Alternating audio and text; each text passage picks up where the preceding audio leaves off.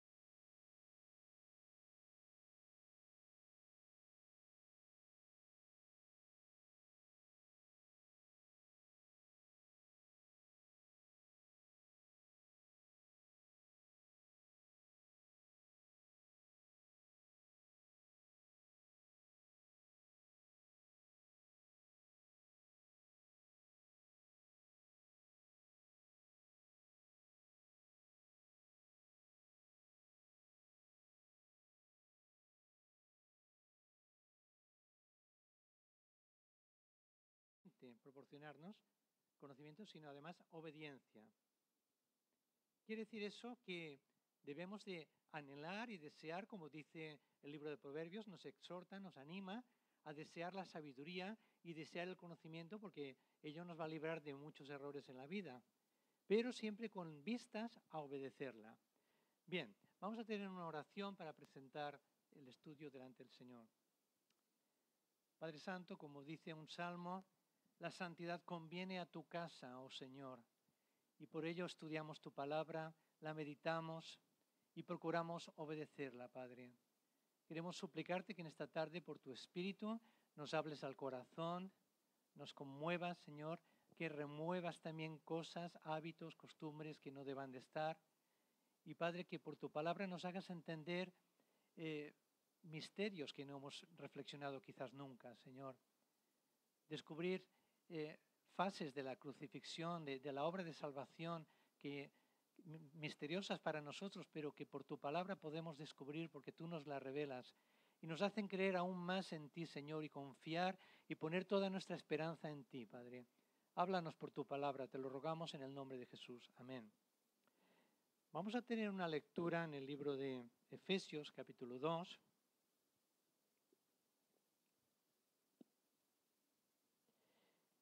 Se titula Reconciliación por medio de la cruz.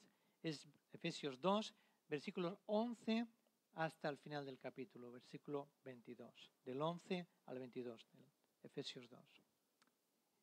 Y dice así la palabra, Efesios 2, del 11 al 22. Por tanto, acordaos de que en otro tiempo vosotros, los gentiles, en cuanto a la carne, erais llamados incircuncisión por la llamada circuncisión hecha con mano en la carne.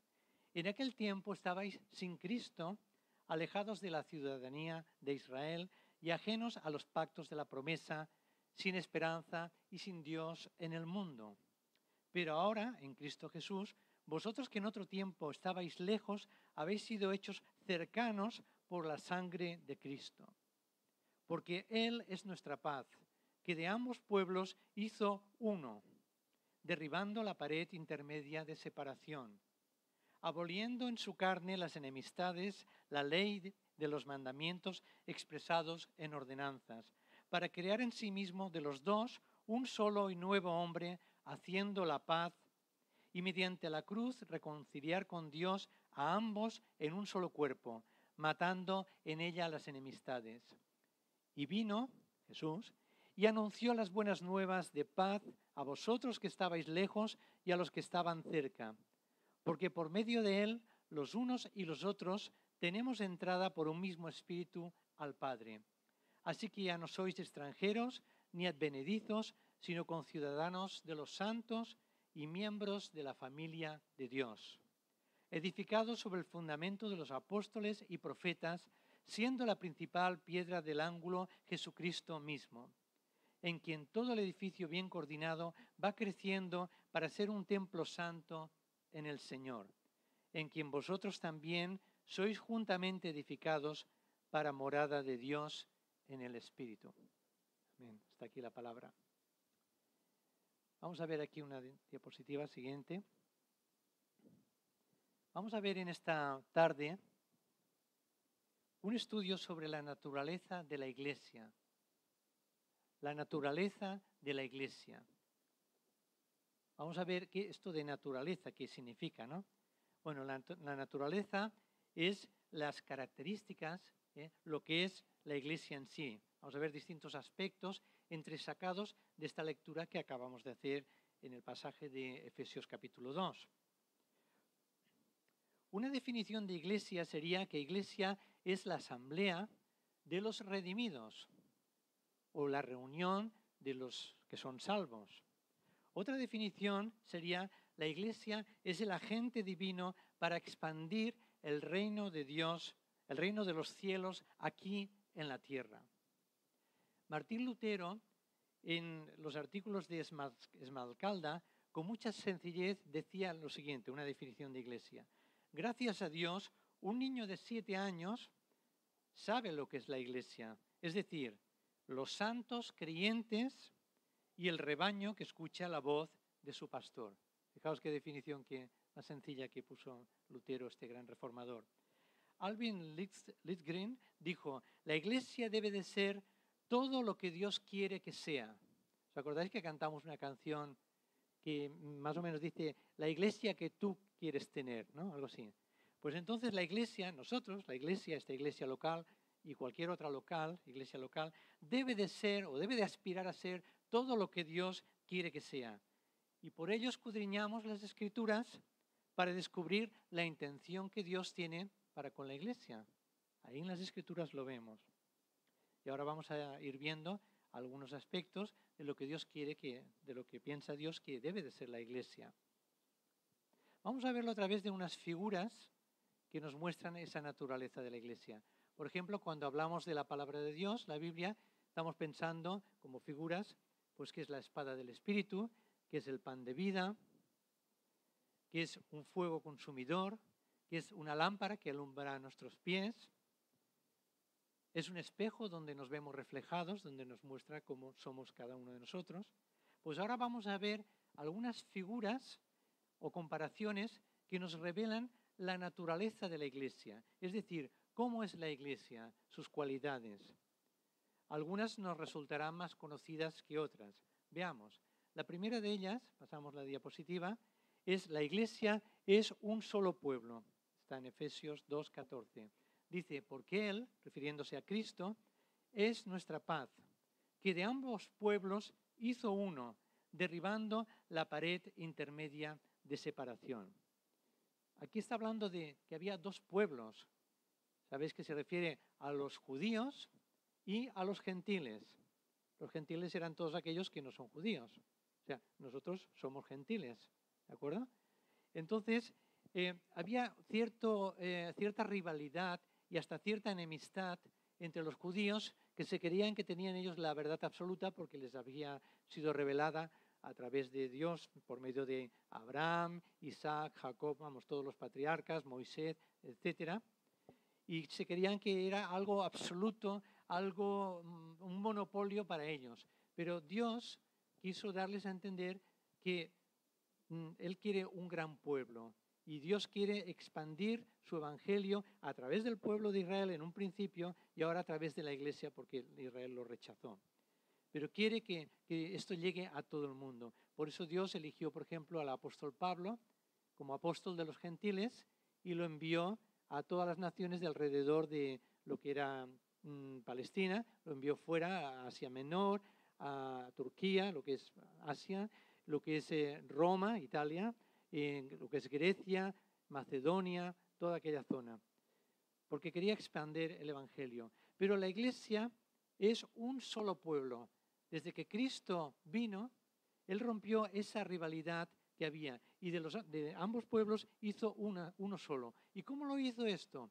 Pues derribando la pared intermedia de separación, esa pared de prejuicios que había, esa pared de, ¿cómo lo diría?, de exclusivismo, es decir, nosotros tenemos la verdad, vosotros sois como ciudadanos de segunda clase. ¿Y a qué se refiere Pablo cuando dice esa pared intermedia de separación? Vamos a ver una diapositiva en donde está el templo, veremos el templo de Jerusalén, no sé si lo apreciáis bien, pero ahí donde está la flecha, dice muro que limitaba el acceso a los gentiles. ¿Ves? Ahí está el templo, ese edificio, y rodeado de una muralla, y luego otra muralla más, y lo demás afuera era el patio de los gentiles, el atrio de los gentiles.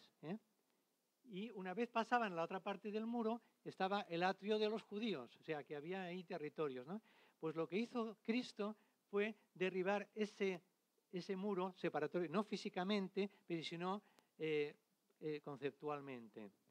De la misma forma que cuando Él murió se rasgó el velo del templo de arriba abajo y ya pudo haber acceso total a la presencia de Dios, al lugar santísimo, ahí derribó, en ese muro, en las puertas de ese muro, había un cartelito que decía, a ver si lo encuentro por aquí, decía que el que pase, cualquier gentil que traspase esta puerta debe morir apedreado. O sea que los gentiles se cuidaban muy mucho de cruzar y se quedaban a la parte de fuera, ahí fuera. No sé si lo veis como puntitos, son las personas, del tamaño de las personas. Bien. Así que Jesús hizo esto, derribar ese muro intermedio de separación. Pero ese muro simboliza muchas cosas. En nuestra vida hay muros de separación, ¿verdad? Hay muros de clases sociales, hay muros de racismo, muros de intelectualismo, por ejemplo, a gente que se cree tan sabia que mira por encima del hombro a los que no tienen estudios, por ejemplo, ¿no? Hay muros de separación, muros de prejuicios. Y Cristo en la cruz, con el derramamiento de su sangre, lo que hizo es romper toda esa clase de prejuicios y de muros. Si estamos en Cristo, todo eso tiene que desaparecer. Cuando Jesús murió en la cruz, no solo el velo fue rasgado, lo cual implica que ahora tenemos libre acceso a Dios, sino que espiritualmente aquella pared que dividía a los judíos de los gentiles también fue destruida. Por eso dice, de ambos pueblos hizo uno, derribando la pared intermedia de separación. O sea que Cristo, a través de su muerte, logró la paz y acabó con toda división.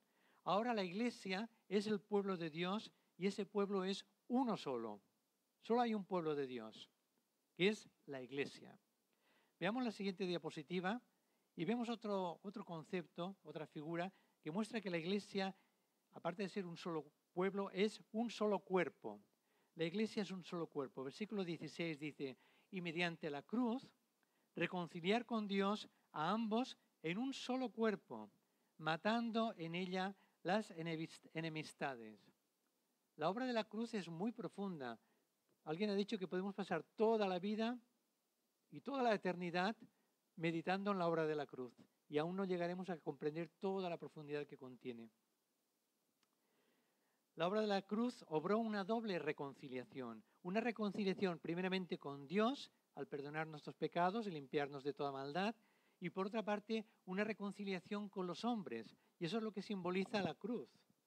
La cruz que vemos ahí, los dos maderos, una reconciliación primeramente vertical con Dios y una reconciliación horizontal con todos los hombres a nuestro alrededor. Cristo cargó en su cuerpo nuestras enemistades. Crucificó nuestro viejo hombre, egoísta y rebelde, y lo mató en la cruz. Nuestro viejo hombre lo mató en la cruz. Eso es lo que enseñan las Escrituras, principalmente el libro de Romanos. Y tú dirás, ¿cómo que mi viejo hombre fue muerto en la cruz si yo lo tengo más vivo y coleando?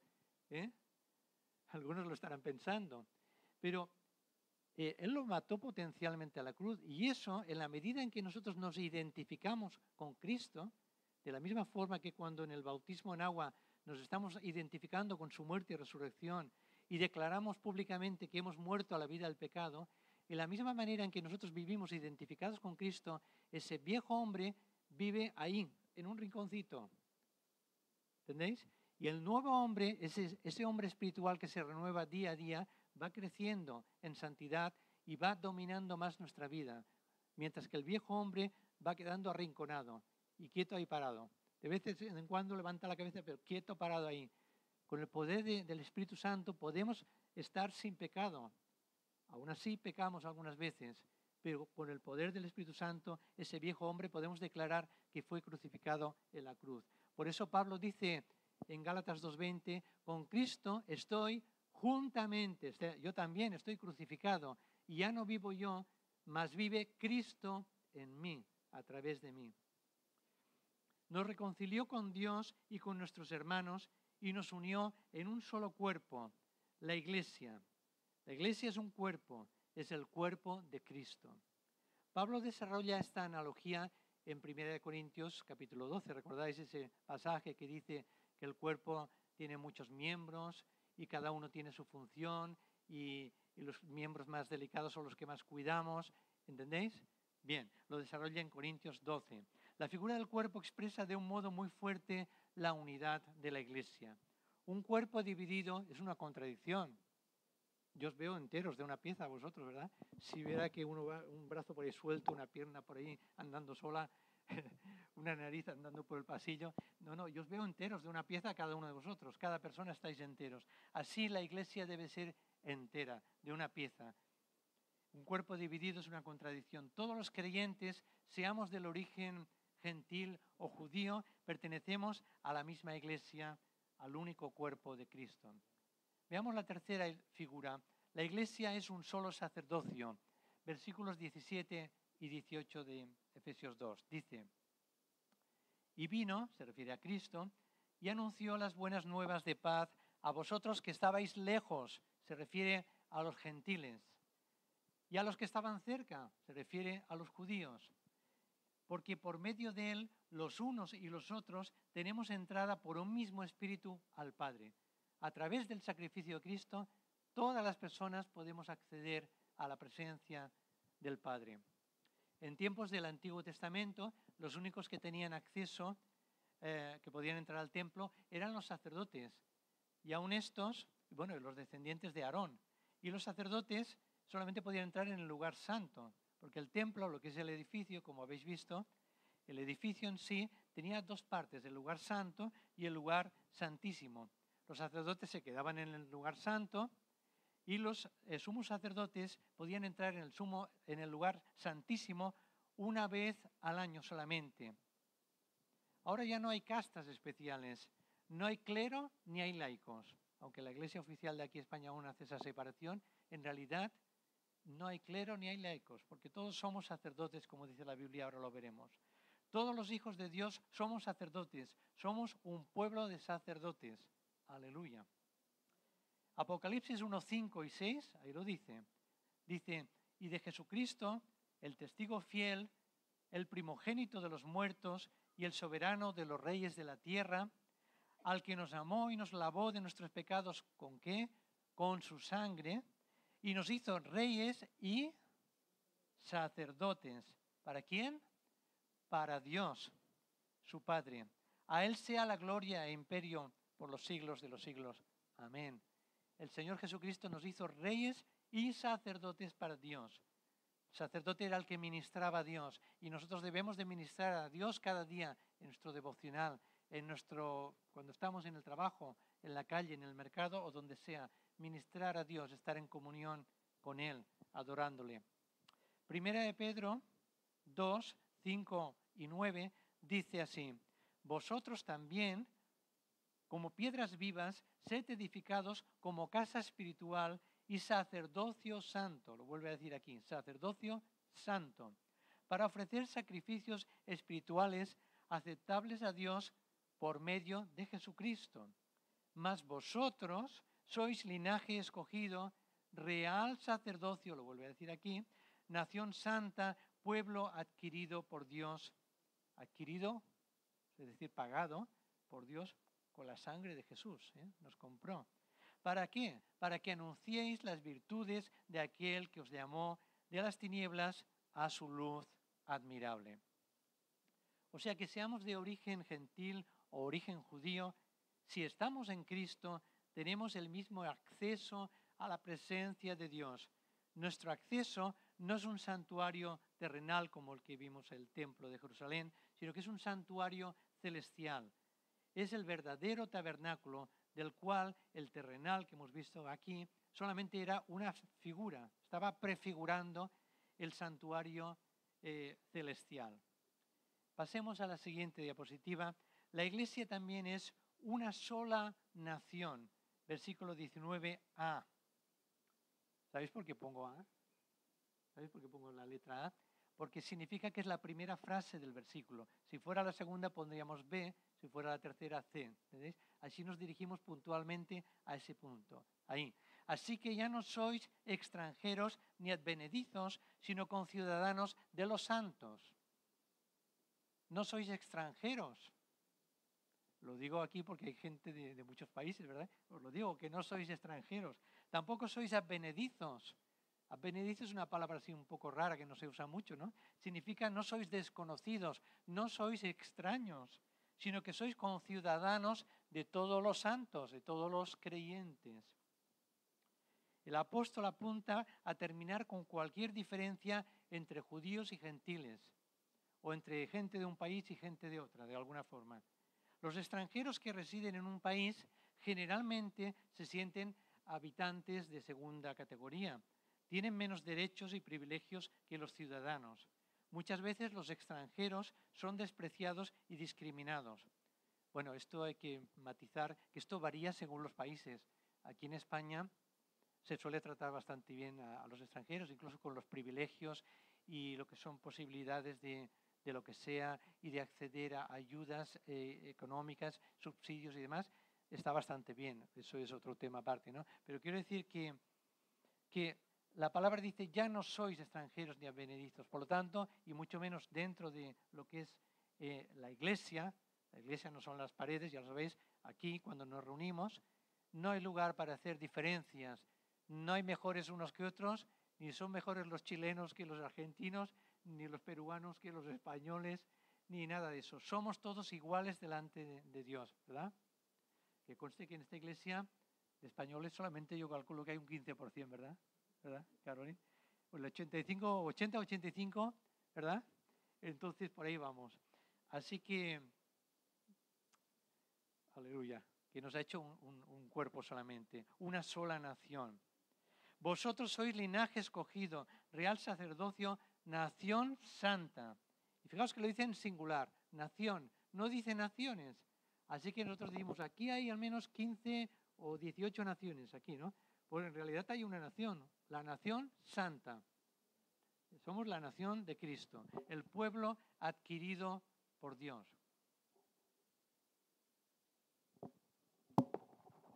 Cuando te haces mayor, las huellas digitales se ve que se quedan ya un poco difuminadas, por eso los abuelos se mojan el dedo para girar página, ¿entendéis? Siguiente diapositiva. La iglesia es una sola familia. Versículo 19, segunda parte. Y miembros de la familia de Dios, dice aquí. Familia, no dice familias, o sea, lo dice en singular. Miembros de la familia de Dios. La iglesia es una sola familia y es la familia de Dios. Vosotros sois mi familia, yo soy vuestra familia y cada uno puedes mirar al de tu lado, de derecha, izquierda. Ahí tienes a tus familiares, tus parientes, en Cristo. Mira, el propósito eterno de Dios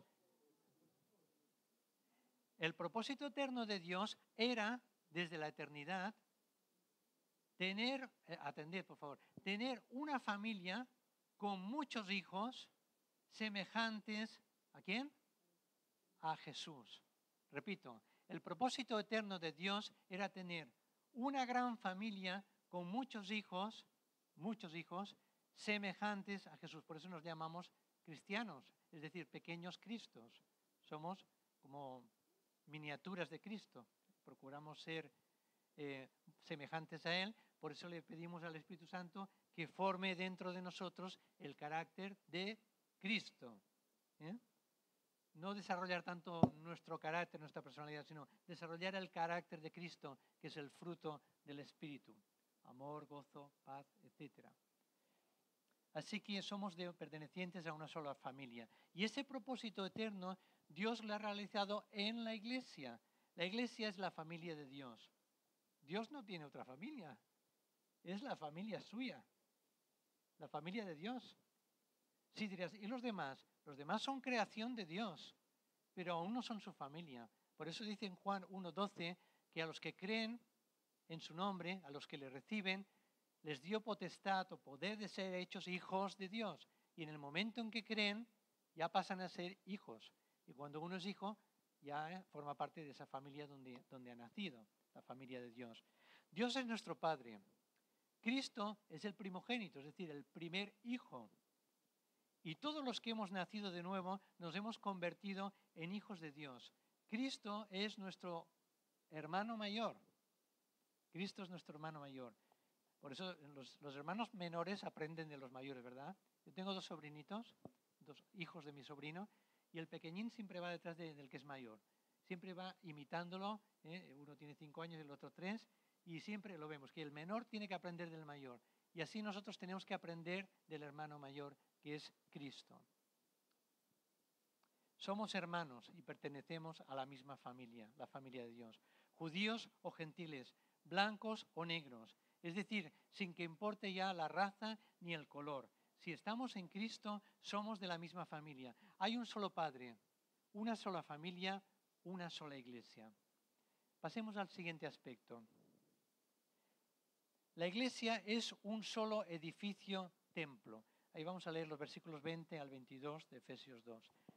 Dice, edificados sobre el fundamento de los apóstoles y profetas, siendo la principal piedra del ángulo Jesucristo mismo, en quien todo el edificio, bien coordinado, va creciendo para ser un templo santo en el Señor, en quien vosotros también sois juntamente edificados para morada de Dios en el Espíritu. En el desierto Dios le ordenó a Moisés que construyera o que fabricara un tabernáculo, que era como una carpa, una tienda de campaña especial, muy especial. Era como un santuario. Varios siglos después, el rey Salomón construyó un templo en Jerusalén que sustituyó a ese tabernáculo. Ese era el único templo de los judíos en todo el territorio de Israel. Era el único lugar donde los sacerdotes podían ofrecer sacrificios. Sin embargo, Pablo declara que Dios no habita en templos hechos por manos humanas. Dice, el Dios que hizo el mundo y todas las cosas que hay en él, siendo Señor del cielo y de la tierra, no habita en templos hechos por manos humanas, ni es honrado o servido por manos de hombres como si él necesitara de algo, pues él es quien da a todos vida y aliento a todas, y da vida y aliento y todas las cosas. Entonces, ¿qué significado o qué propósito tenía el templo de Jerusalén? Si Dios no habita en edificio construido por mano de hombre, ¿qué propósito tenía? Bueno, pues ese templo fue solamente una figura, un tipo del verdadero templo que Cristo levantaría a través de su muerte y su resurrección. Refiriéndose al templo de Jerusalén, Jesús dijo en cierta ocasión, destruid este templo y en 3 días lo levantaré. Mas él estaba hablando del templo de su cuerpo, de que él resucitaría en 3 días. Destruid este templo se refería a él mismo, no tanto al edificio que estaba viendo del templo de Jerusalén. La Biblia nunca llama iglesia a un edificio material, ni a un lugar de reuniones. Nosotros somos el verdadero templo de Dios. Por eso antes en esa diapositiva del principio me he resistido a poner un edificio de una iglesia, he puesto una cruz, porque cuando decimos vamos a la iglesia entendemos un edificio, ¿no? Pero somos nosotros la iglesia, espero que esto ya lo tenemos todo muy claro. Nosotros somos el verdadero templo de Dios, la casa de Dios, la morada de Dios por medio de su Espíritu dentro de cada uno de nosotros.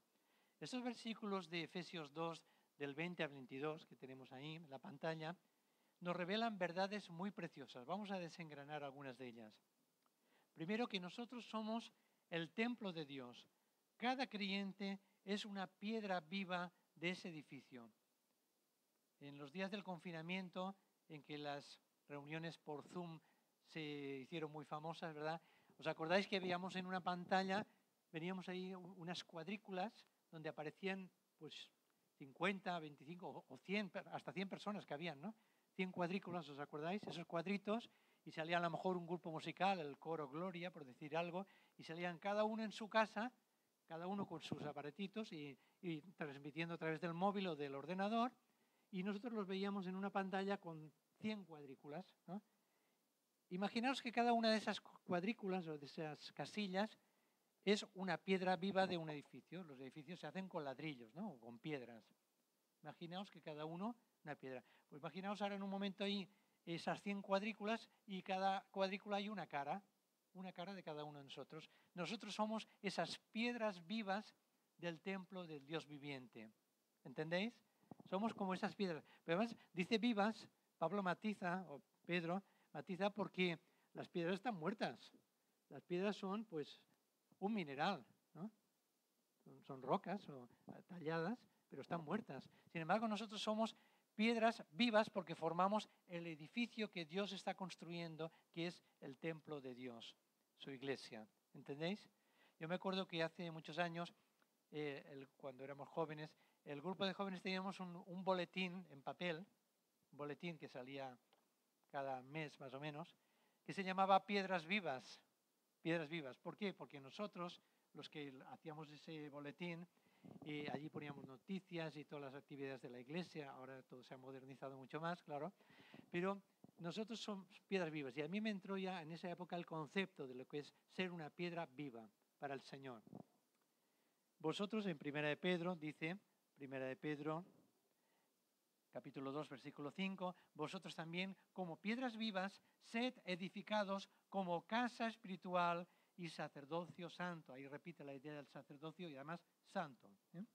Para ofrecer, ¿qué? Sacrificios espirituales aceptables a Dios por medio de Jesucristo. Esto de sacrificios espirituales, vamos a explicar un poquitín lo que es esto. Sabéis que en aquella época se ofrecían sacrificios de animales, los mataban y ofrecían a Dios ahí en el altar de bronce, y aquello era una carnicería tremenda. Pero ahora habla de sacrificios espirituales. Un sacrificio era algo que costaba, porque en aquella época les costaba su dinero. Salomón, cuando inauguró el templo, mató, no me acuerdo bien, pero ahora no sé si eran 120.000 ovejas, una barbaridad, una cantidad inmensa. Fijaos lo que le costaría. Pero él estaba apreciando y valoraba mucho lo que estaba haciendo para Dios. Un sacrificio es algo que cuesta. Para nosotros la alabanza, cuando estamos aquí cantando y adorando al Señor, es un sacrificio espiritual. A veces nos cuesta adorar cuando hemos pasado un día quizá difícil, ¿no? Con problemas, cuando no te encuentras muy bien físicamente, cuesta. Y entonces es un sacrificio espiritual. También un sacrificio espiritual puede ser la ofrenda, los diezmos, dar de nuestro dinero, porque nos ha costado también nuestro esfuerzo ganar eso, ¿no? Esos son sacrificios espirituales. Puede ser un ayuno también, es sacrificar una comida o dos, o lo que el Señor ponga. Esos son sacrificios espirituales aceptables a Dios. Sacrificar una película para dedicar un tiempo a leer la Biblia, por ejemplo, sacrificio espiritual. Levantarse más pronto por la mañana para orar, eso es un sacrificio espiritual. Pero además dice aquí que son aceptables a Dios. Es decir, que Dios los acepta. ¿Y cómo los acepta? Pues por medio de Jesucristo. Nuestros sacrificios no valdrían para nada si no los ofreciéramos mediante Él, porque somos pecadores. Pero Él los ve a través de Jesucristo, nos ve como santos. Otra enseñanza es que el templo es uno solo, así que gentiles y judíos somos edificados juntamente. Ya hemos dicho un templo solo. El fundamento, la piedra angular de ese edificio, que era la piedra principal que se ponía en la base, es Cristo mismo. Él es la roca de mi confianza, dice un salmo. En 1 Corintios 3:11 dice, porque nadie puede poner otro fundamento que el que está puesto, el cual es Jesucristo. Nadie puede poner otro fundamento que el que está puesto, el cual es Jesucristo. 1 Corintios 3:11. Ese fundamento ha sido establecido por los apóstoles y los profetas del primer siglo. Ellos colocaron el fundamento inmutable de la Iglesia para todas las generaciones. Inmutable quiere decir que no cambia ni se puede cambiar. Es un fundamento que no se puede cambiar. En Gálatas 1, versículos 8 al 9, dice así la palabra del Señor. Pablo, escribiendo a la iglesia de Galacia, mas si aún nosotros o un ángel del cielo os anunciare otro evangelio diferente al que os hemos anunciado, sea anatema. Como antes hemos dicho, también ahora lo repito, si alguno os predica diferente evangelio del que habéis recibido, sea anatema. Fijaos que Pablo lo dice por 2 veces, es importante. El edificio va creciendo, el edificio somos nosotros, los creyentes, y va creciendo. Vamos creciendo en número, vamos creciendo en santidad, en conocimiento del Señor, en consagración a Él. Fijaos que el rey Salomón hace unos 3.000 años fue cuando él vivió y edificó el primer templo. Y lo construyó en Jerusalén y tardó 7 años. Para construirlo participaron 180.000 obreros. Se dice pronto, 180.000 obreros. Esto lo narra en Primera de Reyes 6 y Segunda Crónicas 3. Muchas manos de hombres, ¿verdad? Muchos hombres ahí trabajando. Hay un cuadro pintado por el pintor flamenco Pieter van Link en el siglo XVI que se titula Salomón dirige la construcción del templo de Jerusalén. Interesante el cuadro, ¿eh? Y el título. ¿Os imagináis Salomón dirigiendo a 180.000 hombres? Qué lío, ¿verdad? Supongo que delegaría, tendría sus arquitectos, sus peritos, y a ellos les diría lo que tenían que hacer y aquellos lo dirían a los otros y así iban delegando, como tiene que ser, porque si no, para volverse loco. Bien, pues este es Salomón. Pero el edificio que está construyendo el Señor no es un edificio de piedra, es un edificio espiritual y todavía no está acabado. No está acabado este edificio. Se empezó a construir el día que empezó la iglesia, el día de Pentecostés, Hechos capítulo 2. Y seguirá construyéndose hasta que el Señor venga en su segunda venida. En 1 Corintios 3, del 6 al 9 dice, yo planté, Apolos regó, pero el crecimiento lo ha dado Dios. Él es el que da el crecimiento.